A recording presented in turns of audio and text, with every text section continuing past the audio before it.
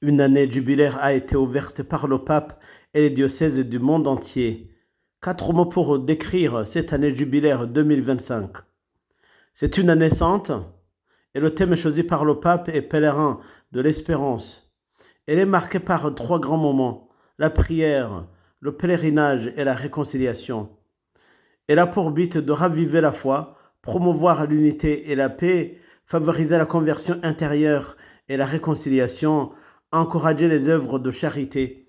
Et puis, les pèlerins reçoivent l'indulgence plénière sous 3 conditions, confession, communion et prière aux intentions du pape. Nous sommes appelés à vivre cette année dans la foi, l'espérance et la charité. Suivez le ressenti des participants. C'est la procession qui commence.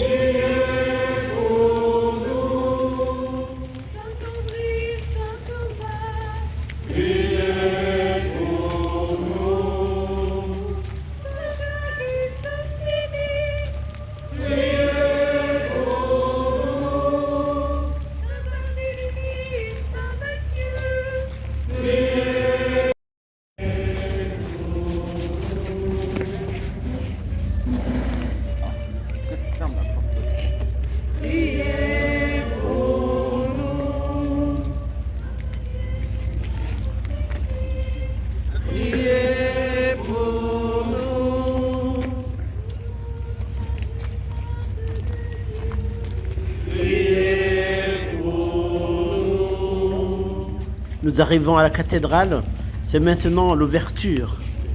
C'est Monseigneur Pierre-Yves Michel, évêque de Nancy et Toul et primat de la Lorraine, qui ouvre l'année jubilaire. Nous sommes au diocèse de Nancy et Toul, en Lorraine.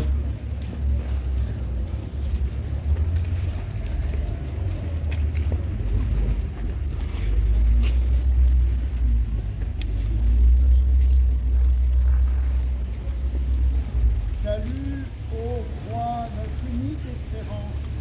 Tu es notre espérance, nous ne serons jamais. Cette prière d'ouverture est composée de 2 parties.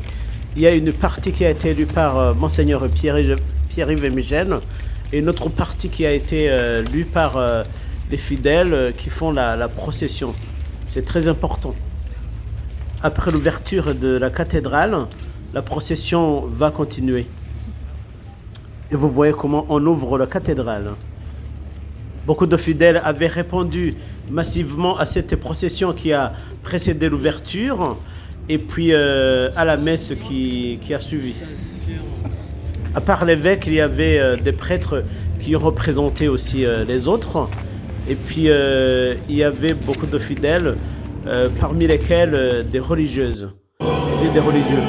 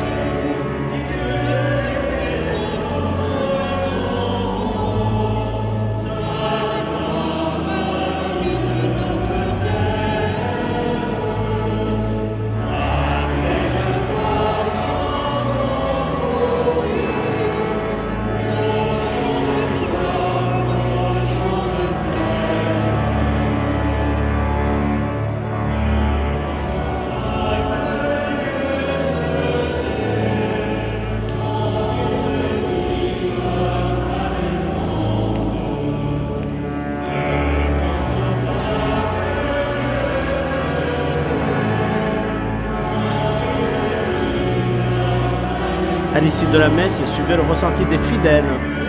Bonjour les amis, comment vous vous appelez? Louise. Sylvain. Sylvain, Louise. Quel est votre ressenti par rapport à l'ouverture de l'année jubilaire? Plutôt grandiose, avec la procession qu'on a pu vivre tout à l'heure avec l'évêque qui partait de l'église de Saint-Sébastien jusqu'à la cathédrale. Cette procession était plutôt forte en émotion parce qu'on était pas mal et très priante, donc c'était pas bien. Ok, très bien, merci. J'ai trouvé également la procession très sympathique. En plus, il neigeait, donc c'était assez beau de voir qu'on formait un cortège sous la neige et qu'on était été un peu des pèlerins d'espérance jusqu'à la cathédrale de Nancy. Et je trouve que c'est beau de se mettre tous ensemble en lien avec le pape François et puis toute l'Église du monde aujourd'hui et puis au cours de l'année sur ce thème de l'espérance. Donc une belle année à venir. Qu'est-ce que vous attendez de ce jubilé, de cette année jubilaire? Qu'est-ce qu'on attend? Je pense de la découverte, notamment lors du pèlerinage à Rome avec le service des jeunes, mais aussi qu'est-ce que l'espérance, grandir dans l'espérance et pouvoir former des fraternités autour de tout ça. Ah, très bien, Sylvain. Je dirais Qu'est-ce que vous c'est attendez? un petit peu redécouvrir quelle est l'espérance de notre foi chrétienne, qu'est-ce qui nous anime et qu'est-ce qui fait qu'on a aussi envie d'avancer chaque jour dans la foi. J'aimerais que vous puissiez continuer pour me parler de comment les jeunes puissent être impliqués dans cette démarche. Les jeunes peuvent être impliqués, comme l'a dit Louise, par exemple, avec le pèlerinage à Rome qu'organisera le service diocésain, le service de la pastorale des jeunes, mais aussi avec les églises jubilaires ou avec le sacrement de la réconciliation, peut-être lors d'un petit pèlerinage ou au cours du caté, d'insister sur cette démarche, d'être témoin d'espérance et de se reconnecter un petit peu à Dieu. Ah, très bien. Un petit mot pour les jeunes? Venez nombreux découvrir qu'est-ce que l'espérance et toutes les propositions qui vous seront faites. C'est important que vous preniez part aussi à la vie de l'Église. Oh, merci beaucoup et puis à bientôt. Bonne année jubilaire. Merci, au revoir. Monsieur le professeur, bonjour. Oui, bonjour, monsieur le docteur. J'aimerais que vous puissiez me parler de votre ressenti par rapport à ce que nous venons de vivre à cette ouverture de l'année jubilaire. C'est l'espérance. On a le moral. Ah ouais. On va engager l'année dans la joie, dans l'espérance. Ça nous est annoncé. Et donc, on peut y aller en toute confiance. Et comment être missionnaire et être évangélisateur en ce moment-là pendant cette année par rapport à ce que vous faites comme travail? Ah, ouais, moi je suis professeur, donc c'est difficile de dire que je suis chrétien, que je crois. Ouais. Je pense qu'il faut montrer, il faut qu'on me reconnaisse chrétien. Il faut qu'on me reconnaisse chrétien. C'est-à-dire qu'il ne faut pas que j'ai un comportement qui ne soit pas chrétien. Il faut que je montre que je suis chrétien sans vraiment le dire. Voilà. Il faut qu'on me reconnaisse chrétien. À travers le témoignage, c'est ça? À travers le témoignage, à travers ma façon d'être, ma façon aussi de parler avec les élèves, de parler, d'être, de les évaluer. Il faut que je sois juste. Voilà, que je sois juste. Ouais. Quelles sont vos attentes par rapport à cette année jubilaire? Mes attentes. Ouais. Mes attentes, c'est que que je progresse encore un peu plus dans ma foi. Parce que mes doutes soient... J'ai moins de doutes, quoi. Voilà. C'est ça. La prière.